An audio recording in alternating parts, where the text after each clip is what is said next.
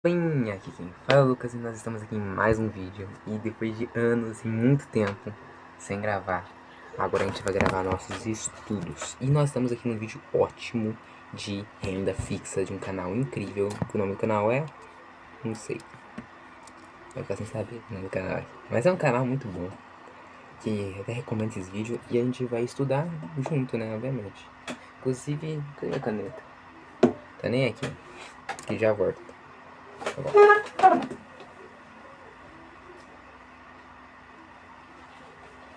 Então, aqui nós estamos com a minha caneta, é a escudeira, toda bichada, quebrada.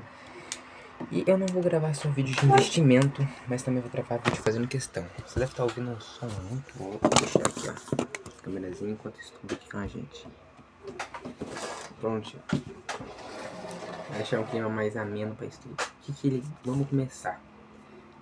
Bom, descomplica. Que vídeo descomplica, né? Renda fixa descomplicada. Não, descomplica não, descomplicada. Tesouro direto, CDI. É do professor Mira. Aqui, canal muito bom, recomendo. Começar. A nossa aula número 2 desse mini curso gratuito e básico sobre investimentos, finanças e investimentos. Ontem eu falei mais sobre finanças, importante para que você consiga dar o passo do investimento. O primeiro passo do investimento, você precisa arrumar a cozinha. E foi isso que a gente falou ontem. Vamos começar falando de algo que é bem interessante. E a maioria das pessoas não tem esse conhecimento básico que eu vou passar hoje para vocês. E isso explica muita coisa, tá? Isso faz muita diferença, saber o básico, a base que a gente cria, os conceitos que eu vou passar para vocês, para depois até comparar um monte de coisas. E aí eu vou explicar para vocês porque não faz sentido comparar renda fixa com renda variável. São universos tão diferentes que não faz o menor sentido que vocês comparem, tá bom? Vamos lá para nossa aulinha de renda fixa, tá? O que é a renda fixa? Como é que funciona a renda fixa? A renda fixa é uma... Vamos lá, eu leio por aí. A renda fixa é uma forma de investimento baseada em empréstimo monetário por um tempo determinado e com taxa de juros ou indexadores de correção definidos no momento da operação. Isso quer dizer o quê? Você vai depositar o seu dinheiro e vai ser indexado uns juros sobre esse dinheiro. Uma correção definidos no momento da operação. Ou seja, você não vai ter que pagar os juros depois, vai ter que corrigir tudo na hora. Tipo, imposto sobre isso, você vai receber tudo na hora. Isso pode ser, inclusive até uma coisa, pode ser acreditado na hora, tipo, o dinheiro vai ser sacado na hora, que nem acontece no Mercado Pago, que é o mercado que eu utilizo, o banco que eu utilizo, né? Taca o dinheiro no Mercado Pago e os juros do CDI, né? De 115% que tá agora no cofrinho vai ser acreditado na hora. Forma de investimento baseado num empréstimo monetário por um tempo determinado e com uma taxa de juros ou indexadores de correção definidos no momento da operação. Isso aqui é uma definição conceitual que traz informações extremamente importantes, tá? É um empréstimo de dinheiro. Então, a renda fixa nada mais é do que um empréstimo por um tempo determinado.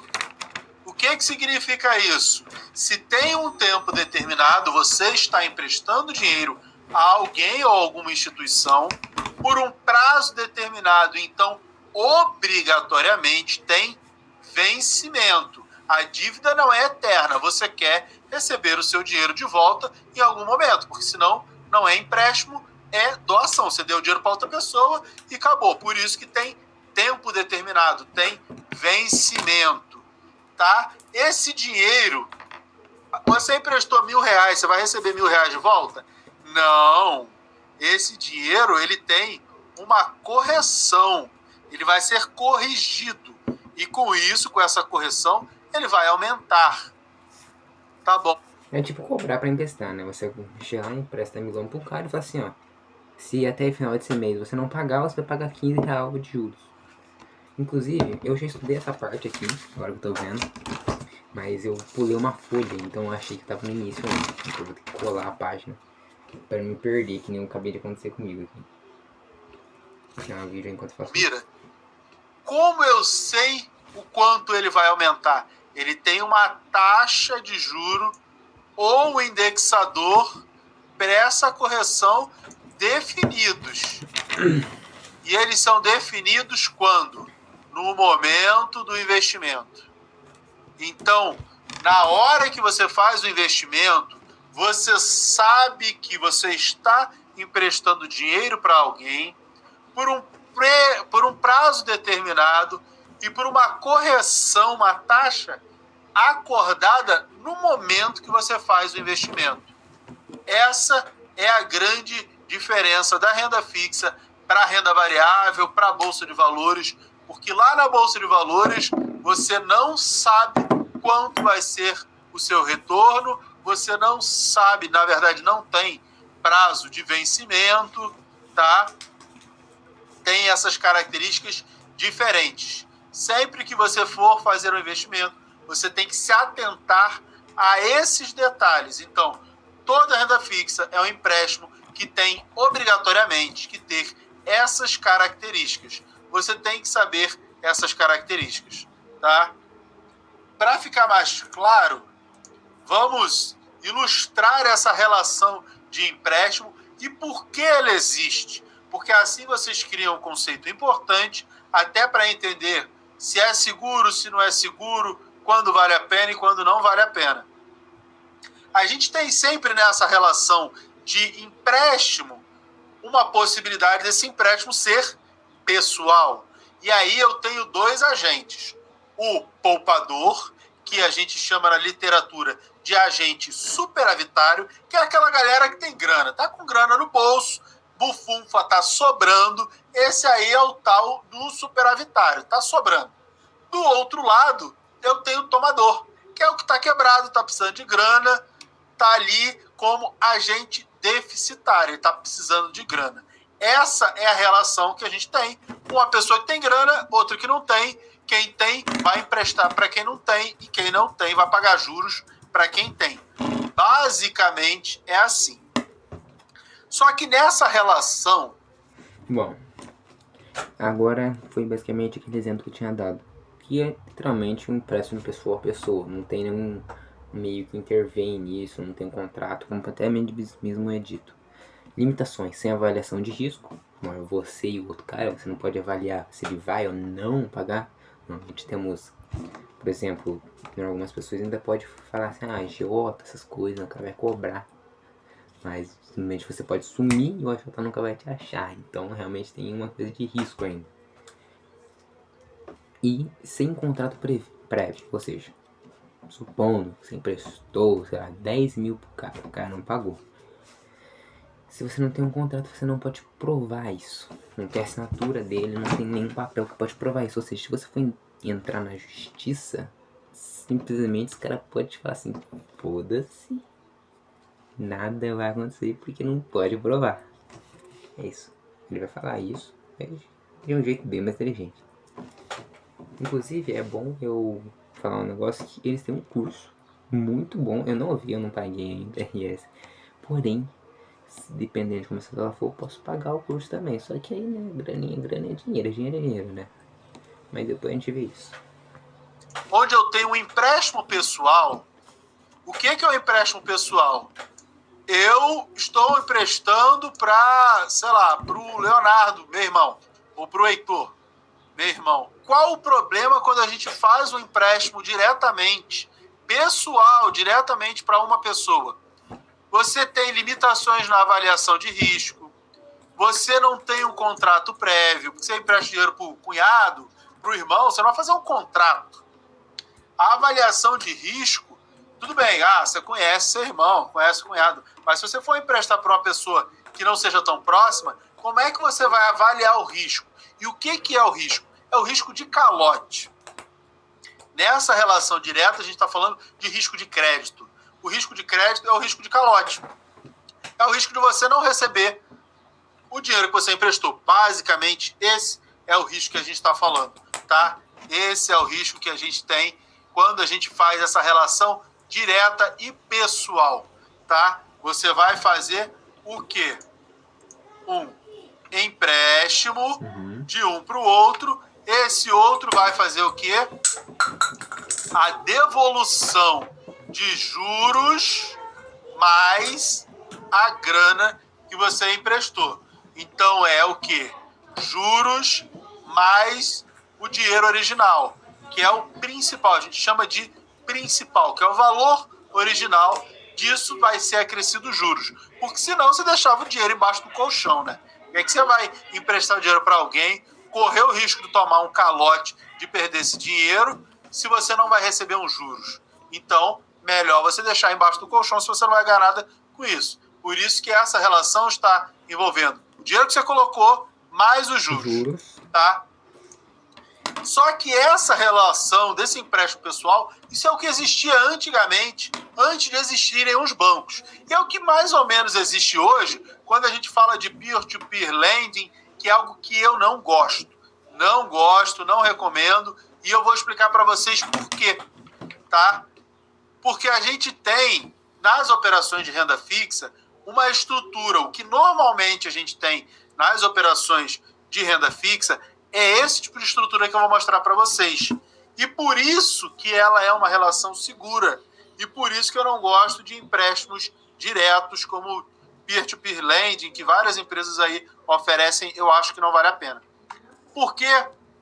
Porque não... Bom, como havia dito antes, que antes não tinha um agente que organizava a situação, né? Só era você e o cara. Aqui na renda fixa agora temos o banco. O banco é basicamente a pessoa que vai organizar todas as transações que vão ocorrer. Você deposita seu dinheiro no banco, por exemplo, vamos dar o mercado real, que é o mercado que eu utilizo. O banco que eu utilizo, não fala mercado. O banco que eu utilizo. Deposito o dinheiro lá na conta. Bom, o banco ele faz o seguinte, ele pega o seu dinheiro, ele empresta para outra pessoa, a outra pessoa vai ter que pagar, né, obviamente, não vai, como eu disse, o empréstimo já é um contrato. Quando você empresta um dinheiro, você faz um contrato. Aí, seu nome vai ter escritinho certinho, prestei tal coisa. Ou seja, se você não pagar, você pode, em nome de Serasa, perder umas coisas, né? Mas que no Brasil seja muito mal feito esse negócio. Sinceramente, eu teria que ter umas leis mais rígidas para pessoas caloteiros, mas tudo bem, né? E aí, o que vai acontecer? Você pagou, ou não pagou, o seu dinheiro vai voltar para você, com juros. Ou seja, pagou, grande parte dos juros vai para o banco, pagar a dívida dele, e uma pequena parte, no caso do CDI, né, vamos usar o CDI, uma pequena parte, que é um 100%, seria tipo 1% de todo o negócio que gerou juros, vai para você. Então, ou seja, coloquei dinheiro no banco CDI, 100% de juros, rendeu uns 12%, 1% desses 12 vai para você, e os outros 11% vai para o banco. É isso. Operação tradicional de renda fixa, a gente tem quem? Uma instituição financeira no meio do caminho. Essa instituição financeira vai fazer o quê? Você empresta dinheiro para o banco, o banco pega esse dinheiro, empresta para o tomador vai devolver o dinheiro, mais o juro, mais uma coisa mega importante, mega ultra blaster importante, mais um prêmio de risco. Por quê? Porque é o banco que assume para ele todo o risco. Você do outro lado vai receber o que você emprestou para o banco, mais os juros que você combinou com ele, sem esse risco, sem esse prêmio de risco, porque o risco ficou com quem? Com o banco, tá? Então, quando o banco empresta dinheiro para alguém, quando você vai no banco e pega dinheiro emprestado, o que acontece? Você vai pagar mais ou menos juros. Você vai pagar um juros muito mais alto do que o juro que a pessoa que está do outro lado vai receber. O banco ficou no meio do caminho porque ele tem aqui uma coisa chamada prêmio de risco. Ele cobra de você um prêmio de risco. O que é o prêmio de risco?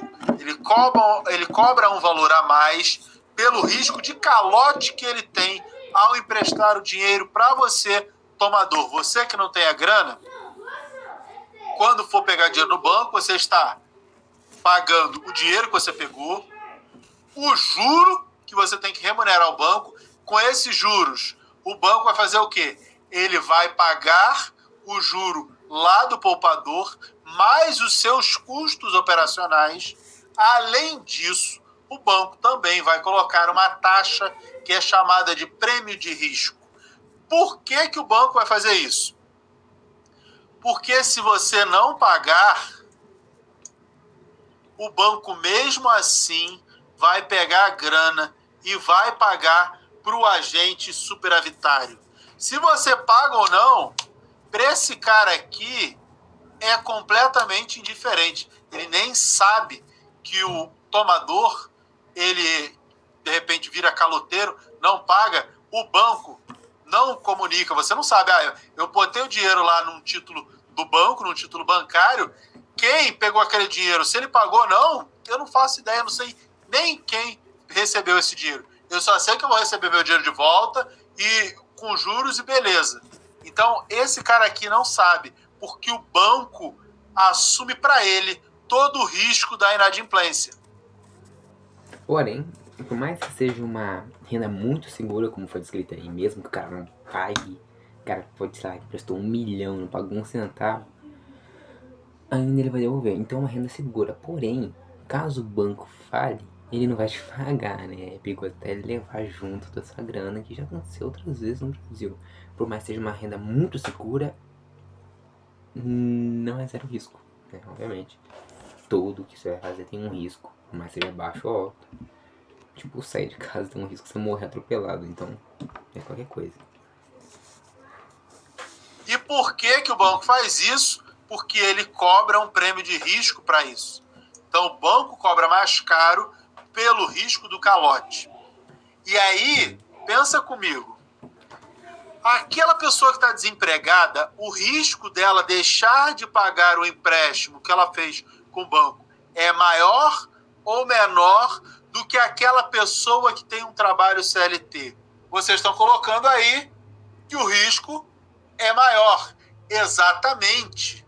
Então, se o risco é maior, o prêmio de risco cobrado pelo banco vai ser obrigatoriamente maior, tá? Por que que eu estou falando isso? Porque é muito natural que vocês vão olhar aí um monte de gente falando, principalmente na mídia, jornais e não sei o quê, porque o banco é um malvadão. Político, então, adora falar essas groselhas, não sabe nem o que está falando. Que o banco é malvado, porque o banco ganha muito dinheiro e não sei o quê. Os bancos, eles pagam cerca de 50% do lucro deles, eles pagam em impostos, tá? Vai para o governo. Tá? São as empresas que mais pagam impostos no Brasil, é banco. Bom, aqui nós temos uma clara, né, consequência da política miserável que o Brasil tem por todos os anos, né? É tanto imposto, e mesmo assim é um inimigo, né? O governo é inimigo nem a pau, né? Inclusive, se você entrar no site da B3, não sei se está recomendado no site da B3 ainda, porém, o Taxad taxou tudo, como mais uma vez, taxou a LCA, a LCI, coisas que antes eram isentas de taxação, agora está taxado. E o LCA, a LCI, o LCA, se eu não me engano, é coisa de agropecuária, né? Ou seja, é uma taxa de investimento em coisas de agropecuária no Brasil. E o LCI, deixa eu ver, só para não falar bosta aqui, né? Depois aí, mandando informações de show. LCA.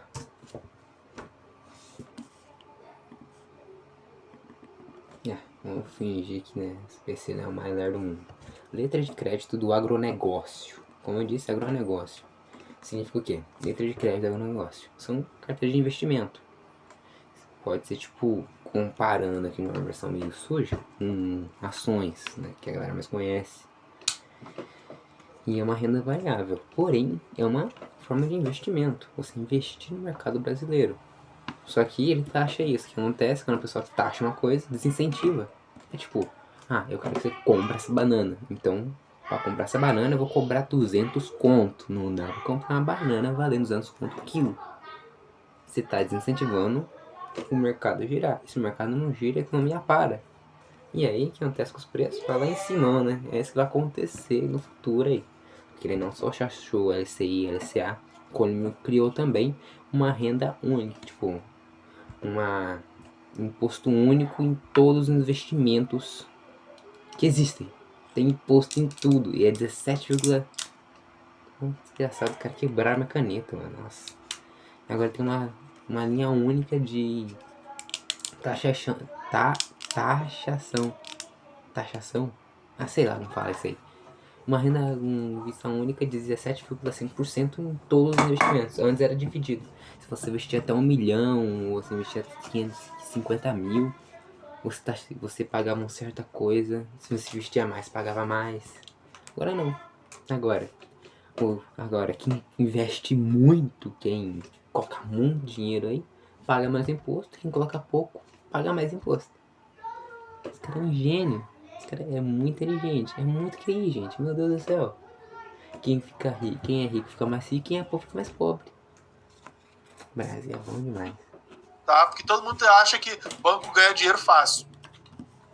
O banco, ele assume para ele o risco. Então, ele vai cobrar das pessoas taxas diferentes, porque elas oferecem riscos diferentes. Então, quanto maior o risco do tomador, maior será a taxa. Por exemplo, você pegou um dinheiro emprestado, R$ 1.000 originais é o que você está devolvendo. Vai pagar mais, sei lá, R$ 500 de juros. E aí, o prêmio de risco pode ser, de repente, outros R$ 1.000. E aí, o total são R$ 2.500 da parcela que essa pessoa tem. Vai ter aqui embutido um valor de prêmio de risco. Mira, como é que eu vou saber o prêmio de risco dessa operação? Você só consegue saber o prêmio de risco, o nível desse prêmio de risco, se você comparar duas pessoas, uma que teria risco zero e uma outra que teria mais risco. Tá? Risco zero realmente não tem, todo mundo vai oferecer ao banco algum nível de risco. Mas você consegue comparar uma pessoa que tem uma taxa menor para alguém que tem uma taxa maior. Essa diferença também faz parte do prêmio de risco. O mais arriscado vai pagar mais caro no empréstimo e o menos arriscado vai pagar um empréstimo menor. Tá? Importante que a gente saiba essa relação, porque é daí que surge a renda fixa. É dessa relação. E por que eu estou falando isso? Que pode ser, de repente, algo mais básico, que, mas faz sentido isso aí, só que tudo que você vai olhar dentro da renda fixa está baseado nessa relação. Então, se você não entende bem essa relação, todo o restante que você está fazendo na renda fixa pode dar problema, tá? Por que pode dar problema? Porque você pode se expor a um risco que você não sabe qual é. Para quem você está emprestando dinheiro? Quando você for fazer um investimento em renda fixa, você tem que se questionar. Para quem você está emprestando dinheiro? Eu estou emprestando dinheiro para um banco. Eu estou emprestando dinheiro para uma empresa.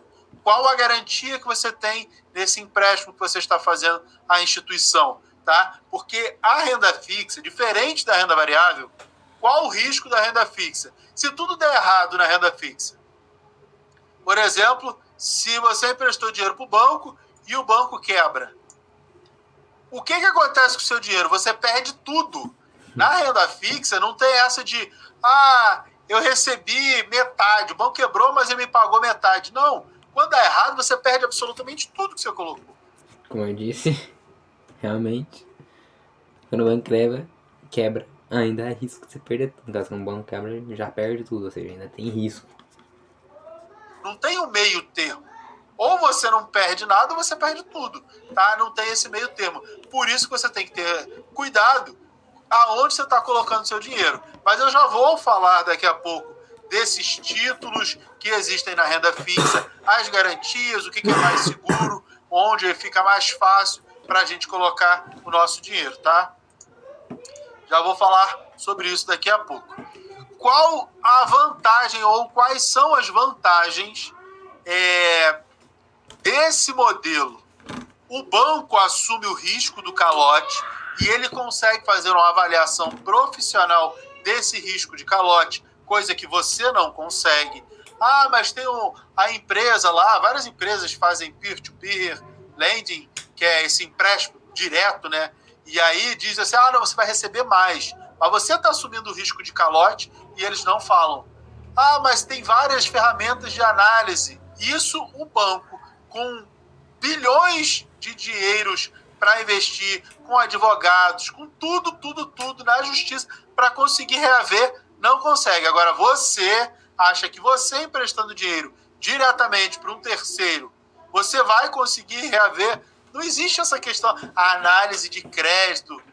O banco faz isso para que ele se proteja. Então, é sempre importante a gente se preocupar e entender as garantias das operações que a gente está fazendo.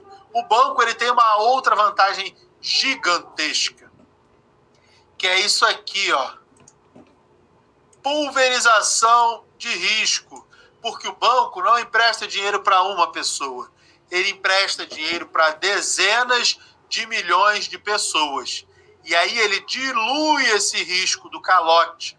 Porque se um não pagar, o outro paga e beleza. O juro que aquele outro pagou meio que vai ajudar a pagar aquela grana que está faltando porque alguém deixou de pagar, tá? Então, o juro de um banco, o juro que o banco cobra, ele vai ser sempre alto se eu tiver um nível de inadimplência grande. Ou seja, se muita gente ficar sem pagar os empréstimos. Quando eu tenho um monte de gente sem pagar o empréstimo, os juros do banco sobem para ele poder cobrir todo mundo que emprestou dinheiro. E é por isso que, em países desenvolvidos como o Japão, a taxa cobrada pelos bancos é pequenininha. Por quê? Porque o nível de recuperação de crédito passa de 90%. No Brasil é baixíssimo. As pessoas que ficam sem pagar é dinheiro perdido. E aí, infelizmente, o justo paga pelo pecador. Que é quem? Você que emprestou dinheiro, você que prestou dinheiro não. Quem pegou dinheiro emprestado e pagou em dia, bonitinho, vai pagar mais caro, porque ele também está pagando a parte de quem deu calote, tá? Bom, aí já vemos um claro exemplo de lixosidade que o Brasil se encontra, né? Porque você que é do bem, né? Você que faz as coisas certas, não rouba, não mete calote, você paga os crimes, né? Paga o que falta para pessoas que fazem. Ou seja, se você não paga, você sai ganhando. É isso, gente. É realmente uma tristeza pensar nisso, porque se o Brasil tivesse leis mais rígidas, para isso você, que é bom, né, sairia mais ganhando. Vai fazer o quê?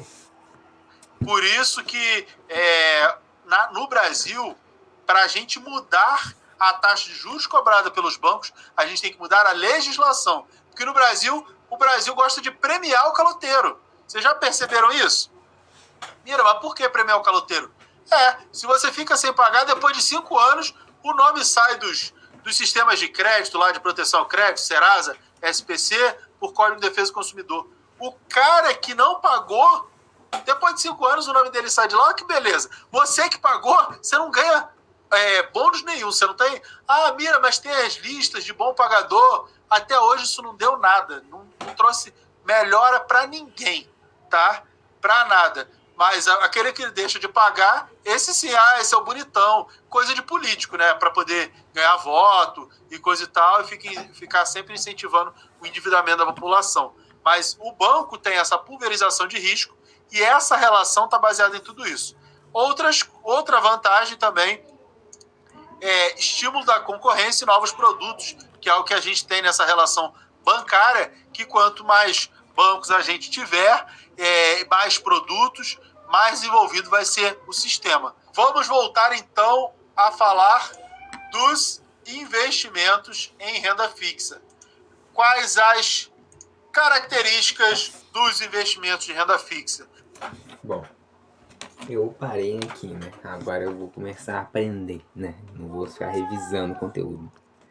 Tá ligado a tudo aquilo que eu acabei de falar. Quais são As características, primeira coisa, taxa. Quando você vai emprestar o dinheiro para o banco vai te devolver o dinheiro corrigido por uma taxa. E aí nós temos 3 tipos de taxas. Quais são esses 3 tipos de taxas? Primeiro, a taxa pré-fixada. Essa é a mais fácil de entender e de prever, inclusive. Porque na hora o banco já vai te falar, ó, vou te devolver esse dinheiro que você está me emprestando a uma taxa de 10% ao ano. Todos os anos, 10%. Ponto. É assim e beleza. Na hora do contrato, você já sabe qual é a remuneração. 15%, 12%, quanto maior a taxa, com certeza tem algum risco a mais. Daqui a pouco, depois de eu falar de todas as características, eu vou falar um pouco mais desses riscos, tá? Essa taxa pré-fixada, ela é a mais interessante? Não necessariamente. Por quê? Porque a partir do momento que você escolhe uma taxa, tipo 10%, é aquilo, até o vencimento. Não falei para vocês que o título tem o vencimento? Até o vencimento é aquilo e acabou. Mira, mas a inflação agora está 20%. Problema seu. Você escolheu aquele 10% e se a inflação for maior do que isso, Mira, mas tem um outro investimento aí.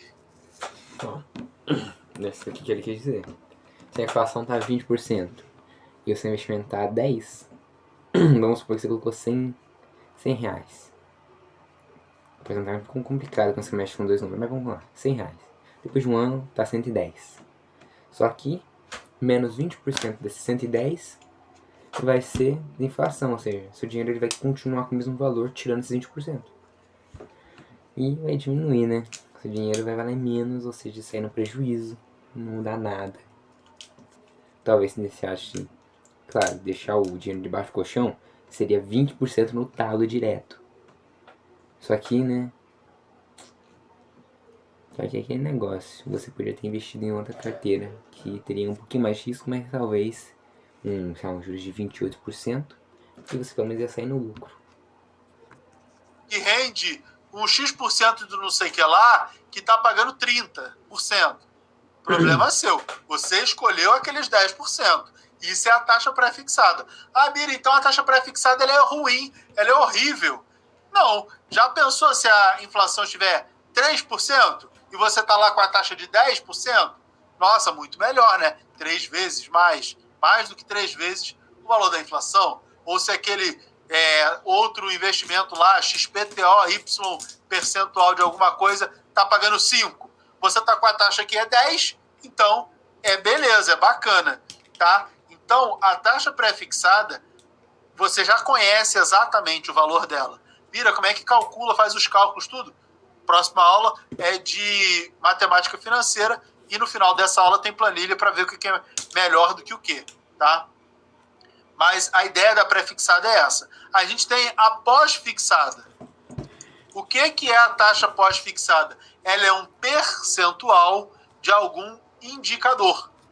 A mais comum é o CDI, a taxa pós-fixada percentual do CDI, que é o Certificado de Depósito Interfinanceiro.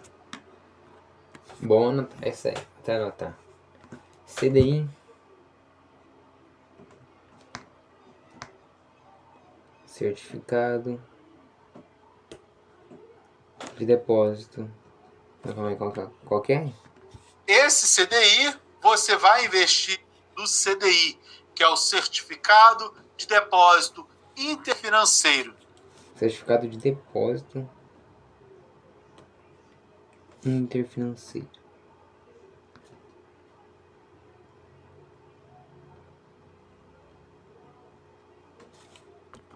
Vou botar um pouco. Mais comum é a gente tem a pós-fixada. O que é a taxa pós-fixada? Ela é um percentual de algum indicador. Percentual de indicador.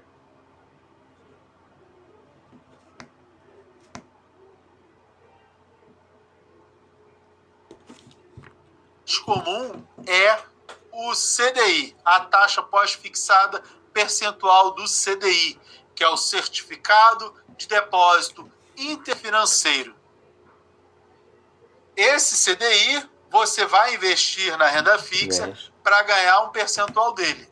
Eu digo para vocês, não aceitem menos de 100% do CDI nos investimentos. Ontem eu mostrei CDB lá de liquidez diária, vou falar de liquidez daqui a pouco, 103% do CDI.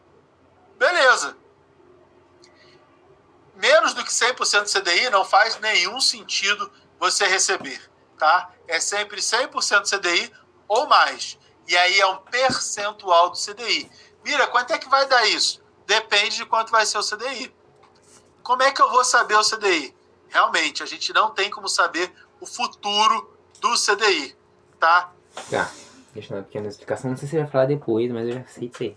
O CDI, ele é uma coisa que o governo criou para poder controlar o juro, controlar a inflação. Então a gente aumenta o CDI, então a pessoa vai ser incentivada a guardar o seu dinheiro nos bancos, nessas coisas, para poder gerar juros. E o que acontece? Para de mover tanto o mercado. E se tem menos dinheiro em jogo, não precisa produzir tanto, né? Porque tipo, as pessoas não entendem muito essa parte também não. Mas é isso. A explicação é isso. Guarda mais dinheiro, então diminui a inflação. O que acontece? O que acontece? Nesses últimos anos, com a admissão do presidente Lula, como ele quer passar uma imagem de bonzinho, a galera tá aumentando o CDI. E taxando muito, meu Deus. E hoje nós estamos aqui com 14,98% de CDI, se não me engano. Que seria isso, a taxa ao ano, tipo, 14, ou melhor, aproximadamente 15% do seu lucro no anual. Tipo, você investiu R$1.000, não, R$100, R$15 você vai ganhar um ano. É isso. Esse é 100% do CDI. Acima disso seria 100, por exemplo, no Mercado Pago. O cofre no Mercado Pago está 115, do Nubank está 120. Então vai ser 100% desses 15%, mais 0,2, né? Não, mais 20% desses 15%. É uma porcentagem meio quebrada, né? Porcentagem mexe números muito quebrados, principalmente porcentagem sobre porcentagem. Porém, é isso, né? É isso que ele quer dizer. É 120, ou seja, 15% mais 20% desses próprios 15%. Que seria os 120% e os 115% mesmo jogo. E aí a tal da Selic? Funciona assim.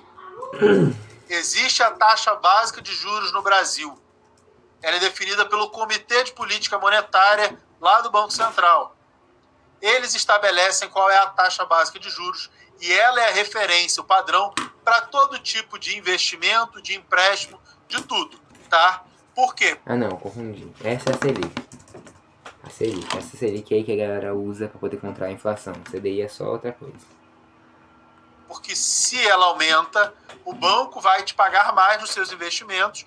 Para te pagar mais, o que ele vai fazer? Ele vai cobrar mais caro de quem está pegando dinheiro emprestado. Então, se a Selic aumenta, fica mais caro para quem está pegando dinheiro e você também está recebendo mais grana, tá? Mas a Selic só aumenta quando a situação está ruim, quando a inflação está ruim, porque fica mais caro para o governo também as suas dívidas. Já vou falar disso daqui a pouco, quando eu estiver falando dos títulos de renda fixa pública, tá? Mas a taxa pós-fixada, ela é um percentual de um indicador. O mais comum é ser, por exemplo, 100% CDI, 90%, 110%, 105%, 130% do CDI, tá? Esse é o mais comum que vocês vão ver aí de todos os lados. Mira, e se fosse Selic, como o Tesouro Selic, eu vou falar daqui a pouco sobre a LFT, também é 100% do CDI. Tesouro Selic também paga 100% do CDI. É a mesma coisa, taxa pós-fixada e beleza. A terceira opção que a gente tem é o quê? É a taxa indexada. O que é uma taxa indexada? É onde eu tenho uma referência mais uma taxa. O mais comum é o quê? IPCA, que é o quê? O que é uma taxa indexada? É onde eu tenho uma referência mais uma taxa. Referência mais taxa. Anotar aqui.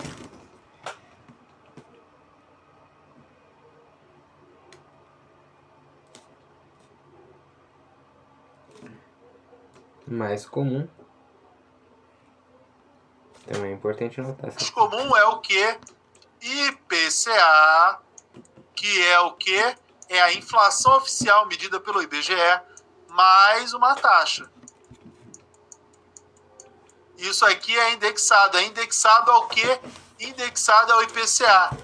Para que serve isso aqui? Mira, eu não sei quanto é que vai ser a inflação, mas eu quero ganhar a inflação mais alguma coisa. Porque assim eu garanto que eu vou estar sempre acima da inflação. Essa é a ideia do indexado. Pode ser indexado também ao IGPM. Esse é mais incomum, tá? O mais comum é o IPCA. O IPCA ele é mais comum, é o mais normal, porque é a inflação oficial e o IPCA é menor do que o IGPM. O IGPM tem oscilações mais bruscas, tanto para cima quanto para baixo, para ficar negativo. O IPCA ele é mais suave, porque eles têm métodos de cálculo diferentes, tá? Completamente diferentes. O IGPM é uma cesta com IPA, IPC e INCC. Já o IPCA é a média de mais de 25 capitais dos custos das principais cidades e capitais do Brasil. São métricas diferentes para fazer esses cálculos. Por isso que os resultados são diferentes. Mas eu quero que vocês entendam que eu tenho 3 tipos de taxas. Mira, qual é a melhor das 3? É aquilo que eu falei para vocês ontem. Qual é o seu objetivo, tá? Se você tem o objetivo de simplesmente, eu quero surfar a alta e baixa aí da Selic, quero pelo menos ganhar o que rende o CDI. Então, para você, é aqui, pós-fixado. Se a Selic subir muito, você vai acompanhar, mas se ela cair muito também, você vai acompanhar. Mira, eu quero apenas corrigir a inflação e ganhar um pouco acima da inflação. Então, bom, aqui ele vai dar as principais, né, em qual você deveria investir. No meu conselho, eu aconselho agora com o governo Lula, que agora está vindo bastante, tentando controlar bastante a inflação. Eu aconselharia você investir no Selic, né, CDI, que tá altíssimo, 15%, é um dos mais altos da história. Aqui, ó. Eu preciso um pouco da Selic, né, que o CDI também tem baseado na Selic.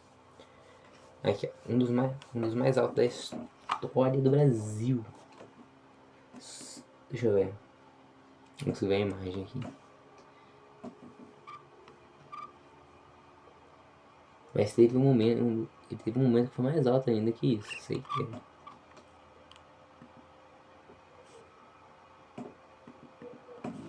como pode ser tão ruim?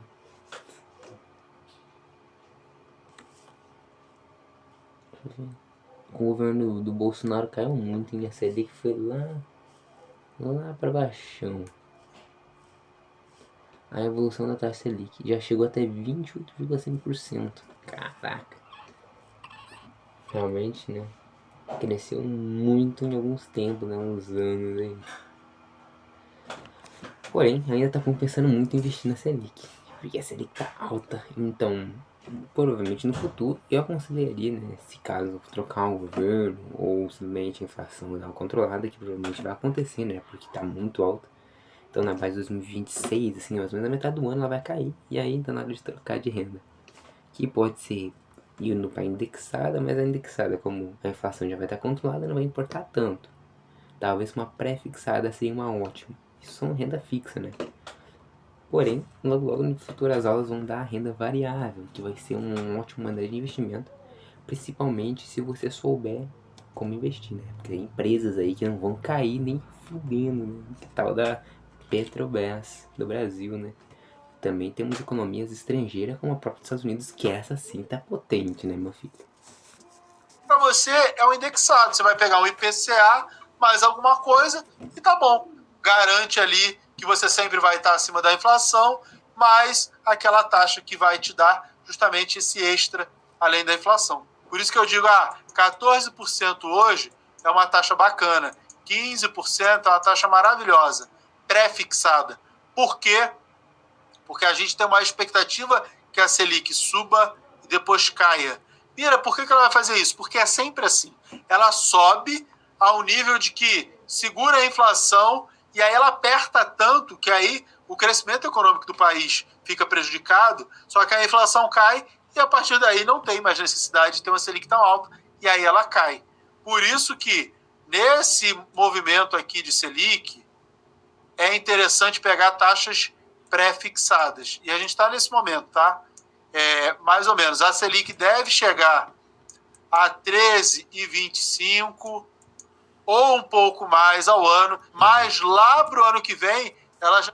Bom, aqui, né, eu já peguei uma imagenzinha, tava 13,25, 29 de janeiro. Esse aqui foi postado há 5 meses, então tava em janeiro ainda. Ela subiu uns praticamente 2% em 5 meses. Tá valendo muito a pena. Vai me CDI, galera. Por enquanto, se você tem uma renda baixa, base os 10 mil por aí, né? Porém, depois ela vai cair, não, obviamente. Como ele mesmo disse, não vai ser necessário. Aí a gente muda pra outro. Começa a cair e deve terminar o final do ano que vem bem abaixo disso aqui. Outra característica mega importante é o vencimento. É a data determinada para o vencimento do seu título. Por que que é importante? Porque eu falei na aula de ontem que você precisa ter meta. Se você tem uma meta, o título que você vai adquirir tem que vencer junto com essa meta. E eu vejo muita gente cometer esse erro. Você vai lá, tem uma viagem para 2030, 8 anos. Aí você vai investir para essa meta de 2030. Só que você escolhe um título do Tesouro, por exemplo, botar aqui, ó, Tesouro Direto, 2045. Olha a incompatibilidade, mesmo que fosse um título 2035. Você vai ter, lá em 2030, o dinheiro todo que você colocou, a gente não sabe. No vencimento, com certeza. Agora, no meio do caminho, a gente não sabe, porque tem uma coisa chamada marcação a mercado, que ainda vou explicar melhor para vocês. Você tem que pegar a sua meta e pegar o investimento, ele tem que ser compatível com a meta.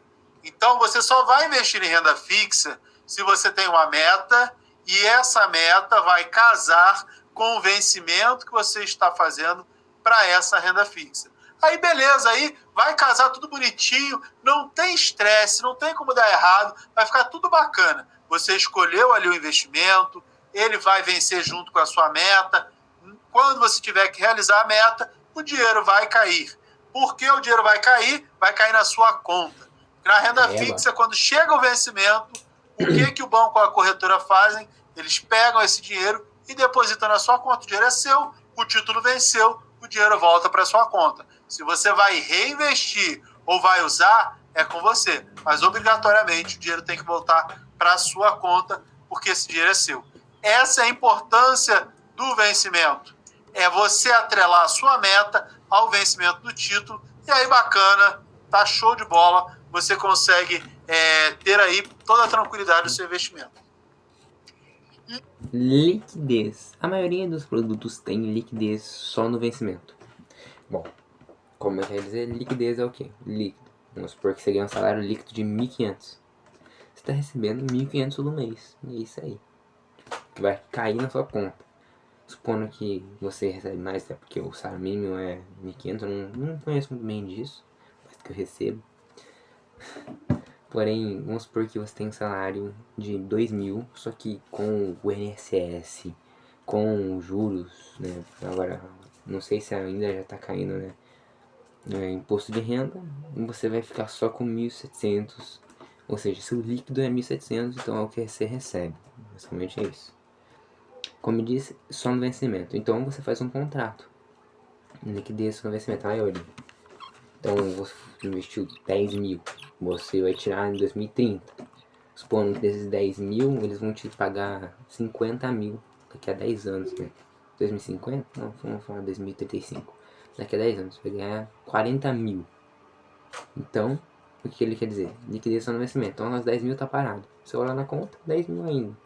Ou ele pode mostrar que tá crescendo, só que o que acontece? Você vai ter que esperar 10 anos 10 anos e só vai cair na sua continha os 40 mil que você vai ganhar de lucro só no final. Você não pode tirar antes.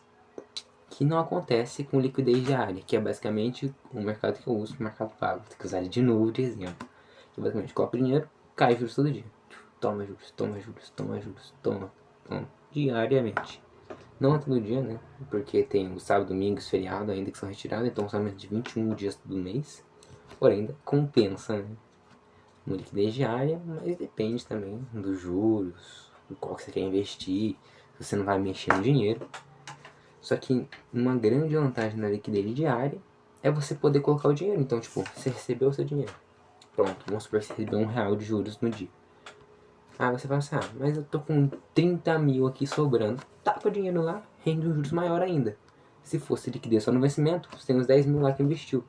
Você vai ter que criar outro investimento com a liquidez de outro dia para poder investir mais. Você não pode mentir, tipo, tô com 10 mil aqui, tá com 20 no mesmo investimento. Não pode, tem que esperar. Gente, é esse o contrato, tem que esperar. Liquidez é extremamente importante, porque tem a ver com tudo isso que a gente acabou de falar. Inclusive, vai encerrando o vídeo porque eu não sei se vou postar ele ou não. Se você tá vendo isso, indica que eu postei. Mas agora eu vou sair e futuramente eu pretendo criar vídeos resolvendo questão, gente. Talvez se você quiser até gravar alguns jogos aí. Eu acho improvável, porque eu faço isso no hora do meu almoço, do meu trabalho. E não tem muito tempo, né? São só 2 horas de almoço e eu almoço. Não posso gravar comendo aqui. Porém, se tudo der certo, talvez até amanhã mesmo eu já grave resolvendo questão e matando questão de matemática. Vocês vão ficar malucos. Vocês vão ficar malucos porque eu fico louco fazendo questão. E é isso, galera. Falou. Eu não tenho que cortar essa parte.